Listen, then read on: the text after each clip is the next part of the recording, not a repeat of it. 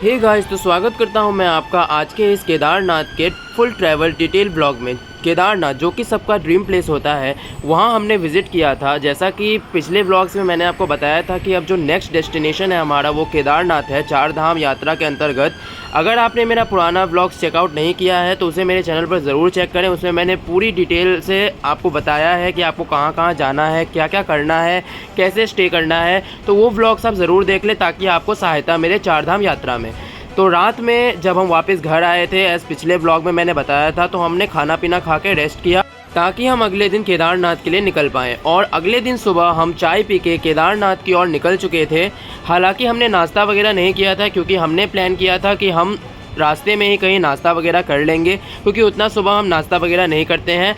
तो हम यहाँ पे निकल चुके थे अपने गाड़ी से, जैसा कि आप देख सकते हैं। मैं आपको ये बात बता देना चाहता हूँ कि यहाँ पे रात में बहुत ज़्यादा बारिश हुई थी, जिसके कारण हम थोड़ा लेट निकले थे। हमें एक्चुअली 5 साढ़े 5 बजे निकल जाना था केदारनाथ के लिए, बट हम जो है थोड़ा लेट निकले थे बारिश के कारण, जिसके कारण हमें आगे बहुत सारी प्रॉब्लम्स भी फेस करनी पड़ी, जो कि मैं आगे आपको इस व्लॉग में बताने वाला हूँ। और यहाँ पर मौसम का मिजाज चेंज होता रहता है, जैसा कि आप देख सकते हैं। कहीं धूप आपको नज़र आएगी, कहीं सडन बादल आ जाते हैं और बारिश शुरू हो जाती है। तो यहाँ पर मौसम पर कुछ भी भरोसा नहीं किया जा सकता है। तो आप अपने हाथ में टाइम लेके निकले। मैं हर एक वीडियो में आपको ये बात इसलिए कहता हूँ क्योंकि टाइम का पहाड़ों पे बहुत ज़्यादा इंपॉर्टेंस है, क्योंकि एक टाइम के बाद आपकी विजिबिलिटी गिर जाती है और आगे आपको जाने नहीं दिया जाता है बहुत जगहों पे। जैसे कि सोनप्रयाग में जो है टाइमिंग है कि आप इस टाइम के बाद वहाँ पे चढ़ाई नहीं कर सकते हैं या फिर वापस भी रिटर्न नहीं हो सकते, आपको वहीं रुकना पड़ेगा। हालांकि यहाँ पे तो सब मौसम पे डिपेंड करता है, बट अगर आप थोड़ी जल्दी पहुँच जाएंगे गौरीकुंड तो आपको ये फ़ायदा होगा कि गौरीकुंड से आप डायरेक्ट केदारनाथ की चढ़ाई शुरू कर सकते हैं। अगर आप सोनप्रयाग में ही रुकते हैं तो कोई सच कोई इशू तो नहीं है, बट आपको फिर सुबह गौरीकुंड पहले जाना होगा, जो कि हमारे टाइम पे और भी ज़्यादा डिफ़िकल्ट था, क्योंकि वहाँ जो रोड है वो टूट चुकी थी, तो वहाँ टेम्पो नहीं जा रहा था, हमें पैदल जाना पड़ा था। तो वो सब मैं आगे आपको इस ब्लॉग में बताने वाला हूँ। और यहाँ पे जो है हमारी गाड़ी की टायर हो चुकी थी ख़राब। जैसा कि मैंने आपको पिछले ही ब्लॉग में बताया था कि हमारी गाड़ी जब रात में आई थी तो वो किसी जगह में धंसी थी, जिसमें टायर में कुछ इशू आया था, जो कि हमारे ड्राइवर ने चेक नहीं किया, जो कि उसकी गलती है, जिसके कारण हमारे जो टायर है वो पूरी तरह से बैठ चुका था, पंक्चर हो चुका था। तो हम यहीं पे वेट कर रहे थे। इसके कारण भी हमें बहुत ज़्यादा डिले हुआ और एक दिन का हमें एक्स्ट्रा भी चार्ज पे करना पड़ा, क्योंकि गलती हमारी नहीं थी, बट फिर भी अब क्या ही कर सकते हैं। नया जगह था, हमें भी उतना आइडिया नहीं था। और एक और चीज़ मैं आपको बता देना चाहता हूँ कि हरिद्वार में बहुत ज़्यादा ठगी चलती है, जो कि मैंने आपको पहले भी बताया है। वहाँ पे बहुत ही सारे टूर ट्रैवल्स हैं। तो आप जब किसी टूर ट्रैवल्स में जाएं, तो जब गाड़ी आपको वो कहेंगे कि हम कल देंगे या परसों देंगे, तो आप गाड़ी की कंडीशन ज़रूर चेक कर लें। जैसे हमें ये बताया गया था कि गाड़ी एकदम बेस्ट कंडीशन में होगी, टायर्स वगैरह, और ड्राइवर बहुत अच्छा होगा, बट एज सच हमें ऐसा कुछ नहीं मिला। गाड़ी की कंडीशन बहुत ज़्यादा ख़राब थी, टायर्स पूरे घिसे हुए थे, जो कि पहाड़ों पर एक्सेप्टेबल नहीं है, क्योंकि वहाँ पे बहुत ज़्यादा फिसलन वगैरह होती है, तो गाड़ी के साथ एक्सीडेंट्स भी हो सकते हैं। हालांकि भगवान की कृपा से हमारे साथ ऐसा कुछ नहीं हुआ, पर रिस्क क्यों ही लेना। तो आप गाड़ी को ज़रूर अच्छे से चेक कर लें और ड्राइवर भी सही रखें, ताकि वो आपकी बात सुने, ना कि वो अपनी मर्ज़ी चलाए। और पीछे जहाँ हम रुके थे वहाँ हमने नाश्ता वगैरह किया था और वो गाड़ी लेके गए थे बनवाने। और यहाँ जब हम बूढ़े केदार के और बढ़ रहे थे, जो कि रास्ते में आएगा, जिसके हमने दर्शन किए थे और आपको भी करवाएंगे, जब हम बूढ़े केदार की ओर बढ़ रहे थे तब फिर से हमारी गाड़ी वापस से पंचर हो गई। पंचर बनवाने के बाद तो फिर से हाथ में टायर लेके जाना पड़ा था पंचर बनवाने के लिए। तो इसीलिए मैं आपको बार बार कह रहा हूँ कि आप टायर, गाड़ी और ड्राइवर चेक करके लें, क्योंकि हरिद्वार में बहुत ही ज़्यादा इन सब में धांधली चलती है। आप देख सकते हैं, हमारा ही फर्स्ट टाइम था, हमें भी उतना पता नहीं था। फिर यहाँ से टायर खोल के ले गए, और साथ ही साथ सबसे बुरी बात ये थी कि इन्होंने जो स्टेपनी रखा था वो एकदम रेडी कंडीशन में होना चाहिए, बट वो भी पंक्चर था। तो इससे हमें बहुत ही ज़्यादा टाइम हमारा वेस्ट हुआ। हम 2-2.5 घंटे हमारे इसी में चले गए, जिसके कारण हमें रात में पहुंचने में बहुत ज़्यादा लेट हो गया था और बहुत ही ख़तरनाक रास्तों से हमें जाना पड़ा था, जो आगे मैं इस ब्लॉग में आपको दिखाऊंगा। तो बने रहे हमारे साथ। और जैसा कि आप देख सकते हैं, यहाँ पे टायर निकालने में मैंने और पापा ने मदद की थी, क्योंकि उनसे अकेले नहीं हो रहा था, तो हमने भी वहाँ पे हेल्प की। और साथ ही साथ यहाँ रास्ता सुनसान होने के कारण कोई भी आदमी नहीं मिल रहा था जिससे हम लिफ्ट ले सकते थे और टायर बनवा पाते।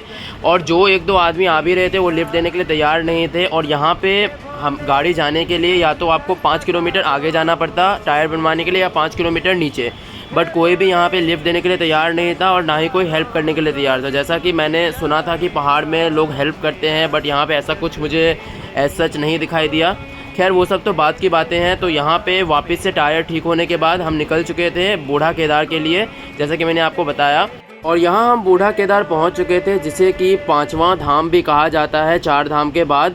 और आपको यहाँ पे ज़रूर दर्शन करने चाहिए। ये एकदम केदारनाथ जैसा ही मंदिर बना हुआ है, जैसा कि मैं आपको आगे फ़ोटोज़ एंड वीडियोज़ में दिखाऊंगा।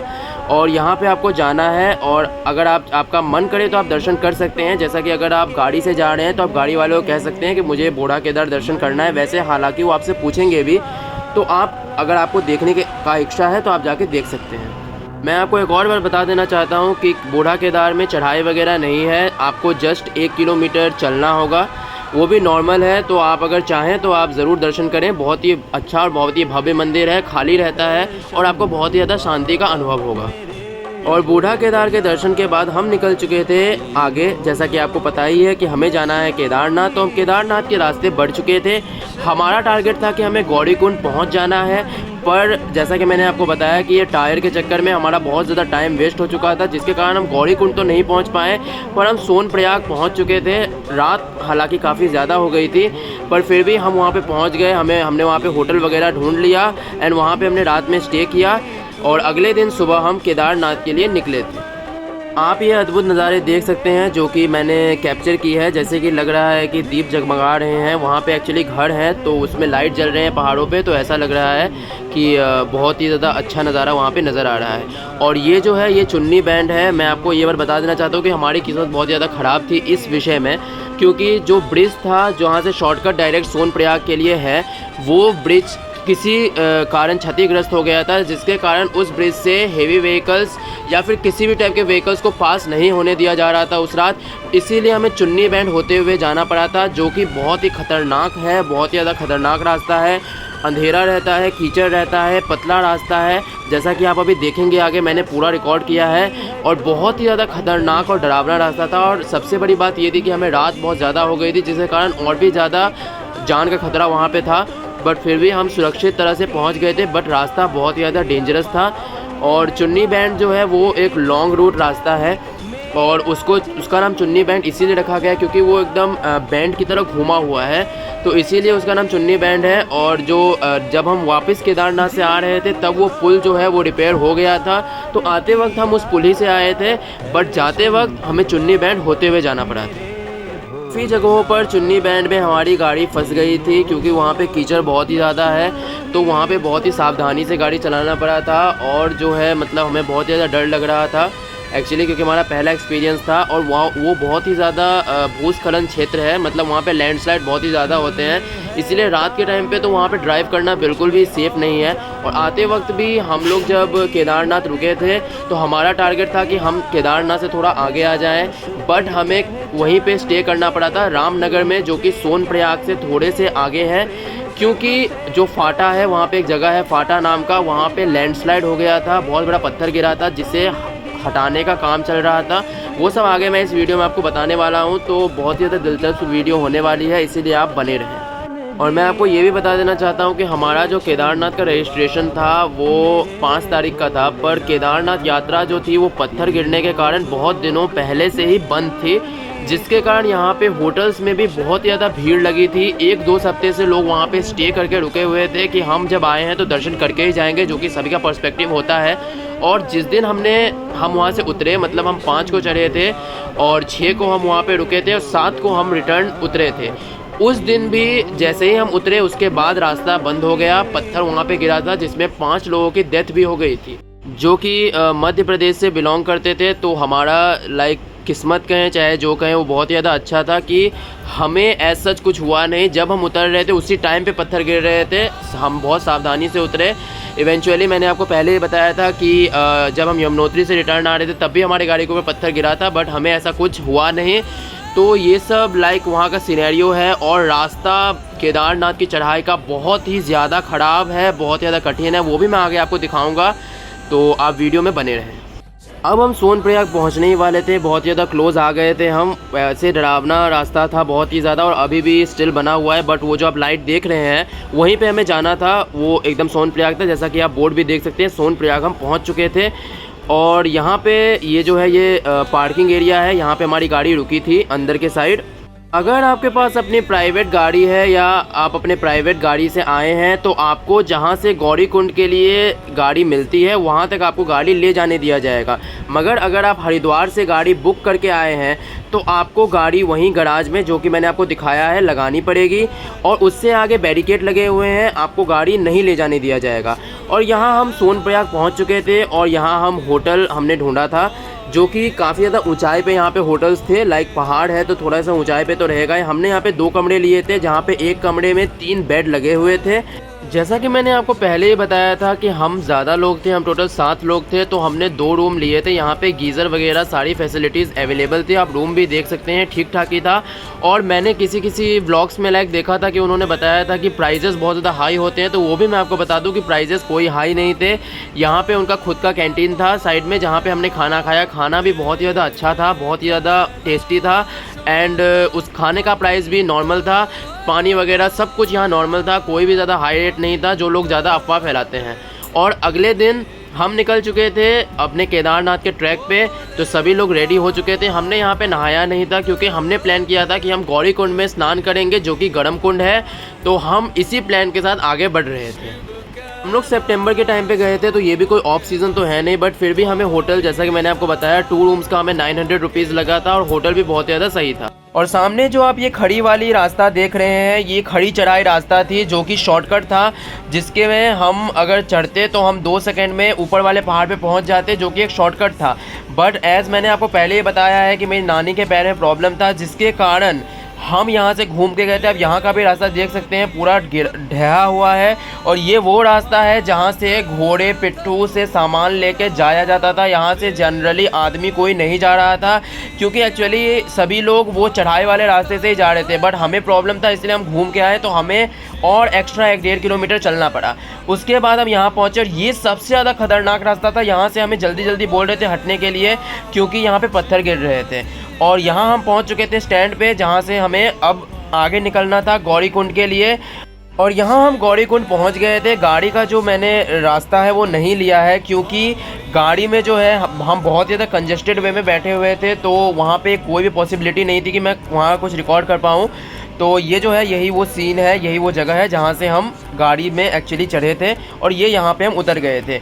गाड़ी जो है, मैं आपको ये भी बता देना चाहता हूँ कि आपको वहाँ पे अलर्ट रहना पड़ेगा, क्योंकि वहाँ पे गाड़ी आती है और सारे लोग, कोई लाइन वगैरह का सिस्टम नहीं, सारे लोग ऐसे घुस जाते हैं, तो आपको थोड़ा अलर्ट रहना पड़ेगा। हमारे साथ थोड़े बूढ़े लोग थे, इसीलिए हमें थोड़ी चढ़ने में भी प्रॉब्लम हुई गाड़ी में, क्योंकि हम तो चढ़ जाते थे बट वो लोग चढ़ नहीं पाते थे, तो बहुत सारी गाड़ी ऐसे ही मिस हो गई। और यहाँ पे जो है हम पहुँच चुके थे और यहाँ पे चाय वगैरह पी के मैं और पापा चले गए थे। एज़ यहाँ पे जो है पालकी का रजिस्ट्रेशन होता है, तो रजिस्ट्रेशन क्लोज़ हो चुका था, इसीलिए हम एक पालकी वाला बचा हुआ था, रजिस्ट्रेशन काउंटर भी बंद था, तो हम साइड से उसे एक्स्ट्रा कुछ पैसा देके एक हमने पालकी बुक की थी अपनी नानी के लिए। और आप देख सकते हैं यहाँ से पालकी उठी थी और हम लोग जो है हमने यहाँ से पैदल यात्रा शुरू की थी। हमने यहाँ से ट्रैक 10 बजे शुरू की थी। हालांकि कहने को तो गौरीकुंड से जो केदारनाथ का डिस्टेंस है ट्रैकिंग का वो 18 किलोमीटर्स ही है, बट आपको मैंने पहले भी वीडियो से बताया कि पहाड़ का 18 किलोमीटर्स यानी उसका डबल कर लीजिए, तो उस टाइप का सिस्टम है।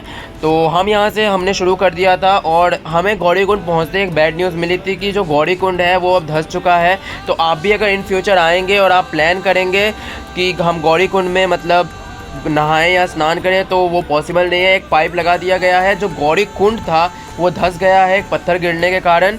तो ये सबसे पहले हमें बैड न्यूज़ यहाँ पे मिली थी। और यहाँ के जो रास्ते हैं वो आप देख ही सकते हैं, बहुत ज़्यादा ख़राब है, कीचड़ भरे रास्ते हैं उन घोड़े पिट्ठुओं के कारण। और साथ ही साथ जो है यहाँ पे हम रुक रुक के चल रहे थे। यहाँ पे डंडा लेना कंपलसरी है, क्योंकि यहाँ की चढ़ाई बहुत ही ज़्यादा कठिन है। अगर आप वैष्णो देवी वगैरह गए हैं और आप उससे कंपेयर यहाँ की चढ़ाई करेंगे तो ये बिल्कुल भी तर्क संगति नहीं है। ये बहुत ही ज़्यादा हार्ड चढ़ाई है, मैं आपको क्लियरली बता दे रहा हूँ। और सबसे बड़ी बात कि मैंने बहुत सारे ब्लॉग्स में सुना था कि यहाँ पे पानी की बहुत दिक्कत है, मगर ऐसा कुछ भी नहीं है। आपको जगह जगह पे झरने मिलेंगे जिसका पानी पूरा फ्रेश होता है। और साथ ही साथ प्रशासन द्वारा यहाँ पे पाइप्स लगाए गए हैं, जहाँ से आप पानी आराम से भर के पी सकते हैं। बहुत ज़्यादा चिल्ड वाटर रहता है, ठंडा पानी रहता है, तो ये आप थोड़ा सा देखें और कोई भी यहाँ पे इशू नहीं है। यहाँ पे रेनकोट बहुत ही ज़्यादा मैंडेटरी है क्योंकि यहाँ पे ऑल टाइम बारिश होती रहती है, मतलब कभी कभी नहीं, ऑल टाइम बारिश होती है, इसलिए रेनकोट यहाँ पे मैंडेटरी है। तो आपको नीचे मैं सजेस्ट करूँगा कि जब आप मतलब सोनप्रयाग से आगे बढ़ रहे हैं उसी टाइम पे आप रेनकोट ले लें, वहाँ पे आपको थोड़ा सस्ता पड़ेगा। आप अगर ऊपर खरीदेंगे तो आपको कॉस्टिंग जो है डबल हो जाएगी, जो कि आपको पता ही है, पानी वगैरह का भी कॉस्टिंग यहाँ पे डबल हो जाता है, लाइक 50 रुपीज़ 60 रुपीज़ पानी का बॉटल देते हैं। तो वो सब बातें हैं जो आपको थोड़ी समझनी चाहिए। और हमने जो है एक्चुअली चढ़ाई जो है थोड़ी सवेरे शुरू करने से फ़ायदा होता है, बट हमने 10 बजे चढ़ाई शुरू की थी क्योंकि हमें बहुत ज़्यादा लेट हो गया था और पता भी नहीं था, रास्ता वगैरह टूट गया था, गाड़ियाँ नहीं मिल रही थी, जिसके कारण ये प्रॉब्लम्स हुई। तो हमारे साथ बूढ़े बुजुर्ग थे तो हमें चढ़ने में भी बहुत ज़्यादा टाइम लग गया। रात में भी हमें अप्रॉक्स, मुझे लाइक मैं यंग हूँ तो मुझे 12 आवर्स चढ़ने में लगे थे, तो और लोगों को तो आप समझ ही सकते हैं। तो उस हिसाब से आपको प्लानिंग करनी पड़ेगी। और यहाँ पे जो है साइड की रेलिंग वगैरह जो है बहुत ही ज़्यादा कमज़ोर है, तो आपको अपना सेफ्टी अपने हाथ में लेके चलना पड़ेगा। रास्ते आप देख सकते हैं, मैंने पूरा अच्छे से व्यू लिया है। मैंने आज तक बहुत ज़्यादा ब्लॉग्स देखे हैं और मैंने देखा है कि वो इतना क्लियर वे में नहीं बताते हैं कि किस टाइप के रास्ते हैं, कैसे। वो बस कहते हैं ठीक है पतले रास्ते हैं, मगर पतले ही नहीं, बहुत ज़्यादा ख़राब टूटे फूटे रास्ते हैं। आपको बहुत ज़्यादा अलर्ट होकर चलना पड़ेगा। वहाँ पे घोड़े पिट्ठू भी चलते रहते हैं, वो धक्का धुक्की करते रहते हैं। आप इधर उधर, उनका कोई ना रूल है ना रेगुलेशन है, तो आपको अपनी सेफ्टी अपने हाथ में लेके चलनी है। इसीलिए मैंने सोचा कि मेरे व्यूअर्स जो हैं वो मतलब धोखा ना खाएं, इसीलिए मैंने हर एक चीज़ को क्लियर वे में और अच्छे वे में लिया है। आप यहाँ पे कैंपर ज़रूर कैरी करें, जो कि बहुत ही ज़्यादा फ़ायदा आपको देगी, क्योंकि चढ़ाई के टाइम पे सांस की दिक्कत आ सकती है, बहुत एज ग्रुप्स में आती है। तो उस टाइम पे कैंपर जो है वो बहुत ही ज़्यादा फ़ायदेमंद होता है, आप उसे सूंघ सकते हैं, जिससे आपको बहुत ज़्यादा रिलीफ मिलेगा। और मेरे भाई ने, मम्मी ने, सभी ने उसके यूज़ किया था कैंपर का, जो कि बहुत ज़्यादा फ़ायदेमंद रहा। मैंने भी उसे यूज़ किया था। आप रास्ते देख सकते हैं किस टाइप के टूटे फूटे रास्ते हैं, बीच बीच में पत्थर गिरे हुए हैं, लैंडस्लाइड हुआ है। इसीलिए आप अपनी सेफ्टी अपने हाथ में लेके चलें। किसी भी टाइप के एज ग्रुप के लोग हों, यहाँ पे कैंपर कैरी करना इंपॉर्टेंट है, क्योंकि सांस की तकलीफ़ सभी को होती है। आपको डरना बिल्कुल नहीं है, क्योंकि ये नॉर्मल है। और साथ ही साथ रास्ते में आपको ऐसे ऐसे जगहों पे बेंचेस बनाए गए हैं जहाँ पे आप रुक सकते हैं। आपको हर जगह नहीं रुकना है, क्योंकि यहाँ पे पत्थर गिरते रहते हैं, हर टाइम, ऑल द टाइम गिरते हैं। इसीलिए आपको प्रॉब्लम्स आ सकती हैं, आपके ऊपर पत्थर गिर सकते हैं। इसीलिए आपको चलते रहना है, फालतू का कहीं पे रुकना नहीं है। और ये जो है, ये ब्रिज है, ये मतलब एक्चुअली आप यहाँ पे मान सकते हैं कि हमारा जो है अप्रॉक्स 45% रास्ता यहाँ पे कट चुका था और हमें और अभी ऊपर जाना था 55%। तो ये जो ब्रिज है, यहाँ पे हमने क्रॉस करके हम यहाँ पे रुके थे। और मैं आपको ये भी क्लियर कर देना चाहता हूँ कि घोड़े पिट्ठू वाले बहुत ज़्यादा घटिया और वाहियात हैं यहाँ के, और वो हर जगह के होते हैं, बट यहाँ कुछ ज़्यादा ही बेकार निहायती, तो मैं क्या ही बोलूँ। आप जिस साइड से चलेंगे उसी साइड वो आ जाएंगे और उल्टा आपको मतलब धक्का दे देंगे, ये कर देंगे। मतलब क्योंकि जो लोग रास्ते से चल के जाते हैं, जो श्रद्धापूर्ण जाते हैं, वो उनके लिए कुछ नहीं है। जो उस पर घोड़े पे चढ़ के जाएंगे वही उनके लिए इंसान है। तो वो अपनी सेफ्टी आप अपने हाथ में लेके चलें। इसी कारण मेरा बहुत ज़्यादा झगड़ा भी वहाँ पे हुआ था। तो ये सब आप ध्यान रखें। और आप सामने देख सकते हैं, इतना सुंदर नज़ारा आपको नज़र आ रहा है। ये पूरे बर्फ़ से ढके हुए पहाड़ हैं जो आपको सामने नज़र आ रहे हैं इस टाइम पे। और ये बहुत ही ज़्यादा सुहावना दृश्य था यहाँ का। और अब हम शाम हो गई थी और हम पहुँचने ही वाले थे जस्ट, बट अभी भी बहुत ही डिस्टेंस कवर करना था हमें। मेरी नानी जो है, उनको वहाँ से लाइक 10 बजे उनको भी चढ़ाई उनका स्टार्ट हुआ था डोली लेके, बट उन्हें जो है 4 बजे केदारनाथ टेंपल के बाहर पहुंचा दिया गया था। बट हम तो पैदल आ रहे थे, तो हमें बहुत ही ज़्यादा आराम से चलना पड़ रहा था सबको साथ लेके। तो यहाँ पे आप देख सकते हैं धीरे धीरे रात हो रही थी और अभी भी काफ़ी डिस्टेंस हमें कवर करना था, हमारी पूरी फैमिली की। इनफैक्ट मेरी भी बहुत ज़्यादा हालत ख़राब थी, बट फिर भी हम हिम्मत बांध के आगे बढ़ रहे थे कि हम चढ़ाई कंप्लीट कर लेंगे। और इन नज़ारों को देखते हुए हमें और मोटिवेशन मिल रहा था कि हम कर लेंगे। आप देख सकते हैं कितनी ज़्यादा खड़ी चढ़ाई है, यहाँ पे पूरा ही ज़्यादा खड़ा है यहाँ चढ़ाई। और ये रास्ता आप देखिए, सबसे ज़्यादा कठिन रास्ता था। यहाँ पे घोड़े भी चल रहे थे, इंसान भी चल रहे थे, साइड में पूरी खाई है, अगर थोड़ा सा पैर फिसला तो आप सीधा नीचे जाएंगे। तो इसीलिए यहाँ पे बहुत ज़्यादा अलर्ट तरीके से चढ़ना पड़ रहा था। ये सारे रास्ते मैं आपको इसलिए दिखा रहा हूँ ताकि आप किसी प्रकार का धोखा ना खाएँ। आप दूसरे व्लॉग्स में देखते होंगे वो जस्ट वहाँ की सुंदरता दिखाते हैं, लेकिन कोई भी कहीं का जो दो चीज़ होते हैं, प्रोज़ एंड कॉन्स, सभी प्रोज़ दिखाते हैं, लेकिन कोई गलत विषय में बात नहीं करना चाहता है, कॉन्स के बारे में नहीं बताना चाहता है। तो यही यहाँ की दिक्कतें हैं, आप देख सकते हैं। और अभी आप मेरे पीछे देख सकते हैं वो जो लाइट चमक रही है वही बेस कैंप है। और अभी मैं बेस कैंप पहुंचने वाला था, जो कि अभी भी बहुत ज़्यादा दूर थी, देखने से बस सामने लग रही थी। और मेरे मम्मी पापा और सारे लोग बहुत ज़्यादा थक गए थे, जिसके कारण उन्होंने बेस कैंप से पीछे ही एक टेंट ले लिया था, जिसका कॉस्टिंग 100 रुपीज़ पर पर्सन पड़ा था। वो 5 लोग थे, इसीलिए उनको 500 रुपीज़ पड़े थे। और यहाँ मैंने कुछ ड्राई फ्रूट्स खाए थे। एक बहुत ही ज़्यादा अच्छे आदमी थे जिन्होंने मुझे ड्राई फ्रूट्स दिए थे, और उनके साथ ही मैं आगे बढ़ा था, जिनके बारे में मैं आपको अब क्या ही बताऊं, क्योंकि बाद में मेरी उनसे मुलाकात हुई नहीं। तो ये आप देख सकते हैं, ये बेस कैंप का से पीछे का सीन है। ये टेंट है और ये एक बड़ा टेंट है। यहाँ पे 5 लोगों का स्टे इन लोगों ने किया था। और मैं और मेरी नानी, जो हम 2 लोग थे, हम लोगों ने केदारनाथ के ठीक सामने एक रूम लिया था, जिसकी कॉस्टिंग मुझे 500 रुपीज़ 1 नाइट की आई थी। जहाँ पे मैं रुका था, एक छोटा सा रूम था। मैंने चढ़ाई जो है वो फास्टिंग करी थी, और जब मैं पहुँचा था तो रात के 11 बज गए थे, इसीलिए खाना भी मुझे वहाँ पे नहीं मिल पाया। आप देख सकते हैं मेरे पैर की कंडीशन कितनी ज़्यादा ख़राब हो गई थी। और यहाँ पे जो है मेरी नानी के लिए मैंने वहाँ से खाना बनवाया था, जो कि मुझे रात के टाइम पे बहुत ज़्यादा महंगा वहाँ पे मिला था, बट अब क्या ही कर सकते हैं। और ये आप नेक्स्ट डे का सीन देख रहे हैं केदारनाथ का, जो कि कितना ज़्यादा सुंदर लग रहा है। इस टाइम पे मैं वेट कर रहा था अपने मम्मी पापा और सभी लोगों का, क्योंकि वो आने ही वाले थे। उन्होंने मुझे कॉल किया था, तो मैं घर से निकल के वेट कर रहा था।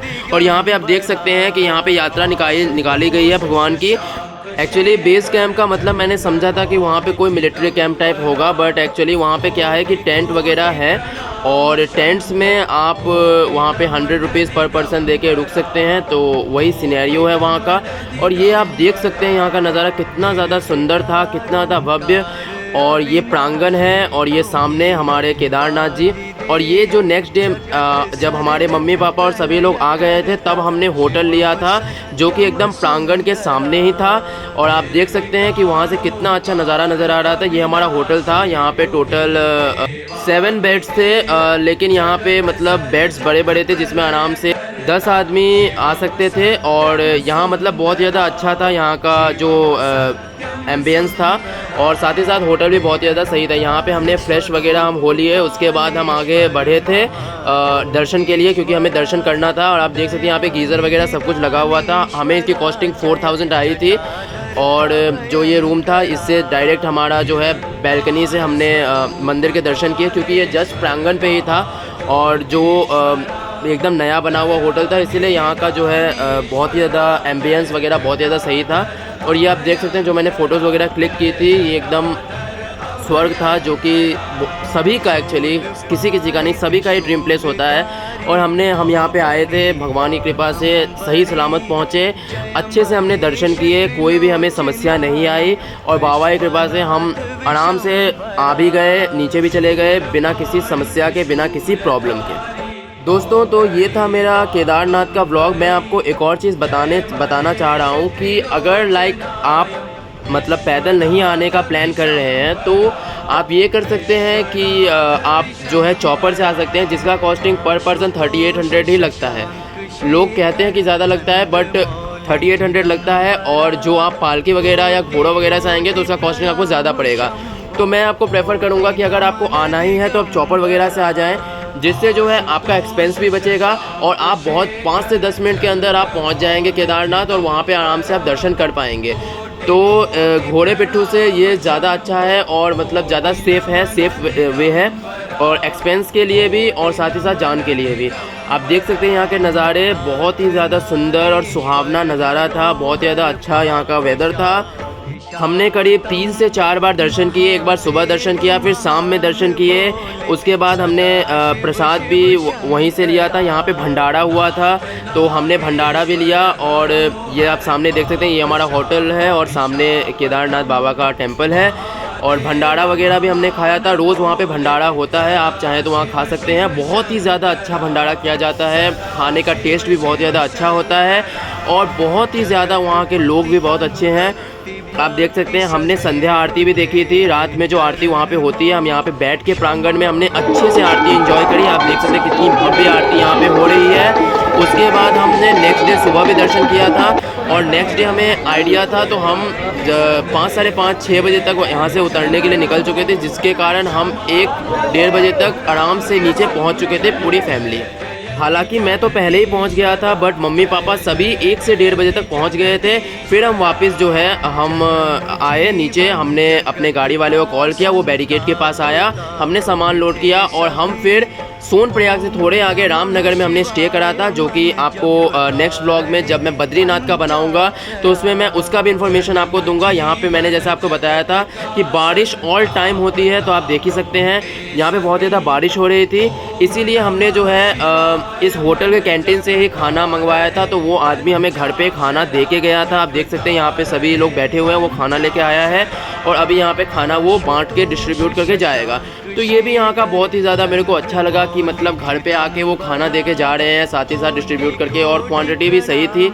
यहाँ पे ज़्यादा कुछ आइटम्स मिलते नहीं हैं, आपको सिर्फ यहाँ पे आलू जीरा और दाल चावल यही मिलेगा, बट जो भी था यहाँ पे अच्छी क्वांटिटी में हमें दिया गया था और कॉस्टिंग भी सही ली गई थी। तो आलू जीरा, रोटी, सैलेड और दाल चावल यहाँ पे हमने रात में खाया था। उसके बाद हमने सुबह दर्शन किए और जैसा कि मैंने आपको बताया कि वहाँ पे फिर हम निकल गए।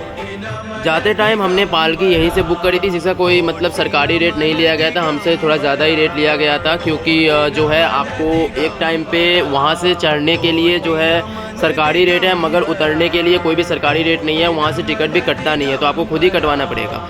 तो हमसे थोड़ा ज़्यादा ही रेट लिया गया था, एक 2-3 थाउजेंड हमसे ज़्यादा चार्ज किए गए थे, बट अब क्या ही कर सकते हैं। और आप देख सकते हैं कि रात का नज़ारा कितना ज़्यादा अच्छा था, बारिश हो रही थी, बहुत ज़्यादा ठंड लग रही थी हमें। और ये है जब हम उतर रहे थे तो हमने यहाँ पे ओम के दर्शन किए, भगवान केदारनाथ के दर्शन किए और उनसे कहा कि हमें मौका दें कि हम वापस आएँ उनके पास, हमें आने का मौका दें। और हम फिर उन्हीं ख़तरनाक रास्तों से हम नीचे उतरे। हालांकि नीचे उतरने में उतनी ज़्यादा समस्या नहीं आती है, क्योंकि जो है आपको भी पता है नीचे उतरने में थोड़ा कंफर्ट ही होता है, बट यहाँ का जो है ये फिसलन भरा क्षेत्र है और साथ ही साथ बहुत ही ज़्यादा ढलान भी है, इसीलिए आपको थोड़ा सा अलर्ट रहना पड़ेगा। लाइक मेरे दादाजी भी गिर गए थे उतरने के टाइम पे, तो आपको थोड़ा सा अलर्ट रहना पड़ेगा, क्योंकि यहाँ बहुत ज़्यादा फिसलन है, तो आपको पकड़ पकड़ के आराम से उतरना पड़ेगा। और ख़ास करके घोड़े पिट्ठू वालों से सावधान रहें, वो बहुत ज़्यादा बदतमीज़ और बहुत ज़्यादा वाहियात किस्म के हैं। तो हम यहाँ से चाय वगैरह पी के और नानी के लिए पालकी फ़िक्स करके हम उतर चुके थे। मैंने आपको पहले ही बताया कि मैं पालकी वाले के साथ ही उतरा था, मैं पालकी से पहले नीचे पहुँच गया था, उसके बाद पालकी वाला नीचे पहुँचा और फिर मम्मी वगैरह भी सारे पहुँचे थे और फिर हम आगे बढ़े। तो अगर आपको मेरा ये ब्लॉग पसंद आए तो लाइक करें, सब्सक्राइब करें और शेयर करें अपने फ्रेंड्स को। जय केदार।